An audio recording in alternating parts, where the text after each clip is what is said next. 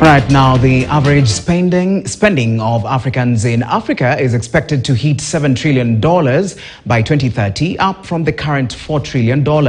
Now, courtesy of the Africa Continental Free Trade Agreement, during the unveil of the African Private Sector Dialogue on AFCFTA, President William Ruto noted that intra-Africa trade remains very low, a state that needs to change.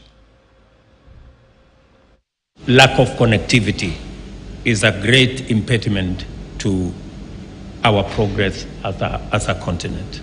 And therefore, the Agenda 2063, which speaks with clarity on what type of infrastructure that we need to be able to connect our countries, eliminate the barriers that are erected by our boundaries, and human capital and human beings who hamper trade. These are unnecessary impediments to trade and investment in our region. The current level of technology in the fields of infrastructure development across sectors is fairly high.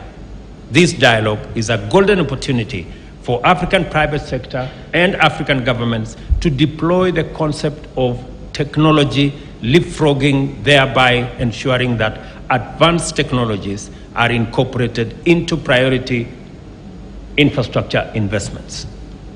Similarly, the implementation of the single African air transport market must be attended to in this dialogue with particular urgency. Already there is a conversation between Kenya, Eritrea, Ethiopia, Rwanda, Uganda, on how we can consolidate our air transport and have a regional airline that can move people, that can move goods, that can move services across our region. Policymakers exist to create an environment for the private sector to take advantage. And so therefore, this morning, we are asking the private sector to step forward, because it is really in your name that we do all these agreements. It is really for your own benefit that we go through all these rigorous procedures, exchanging tariff offers, looking at all the other clauses that we are looking at, so that we can be able to create an environment that is conducive for it.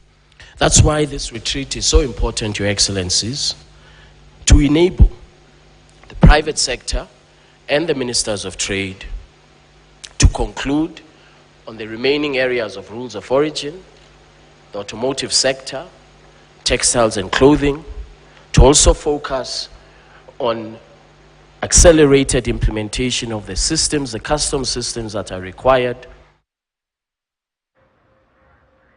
Now, Kenyans will soon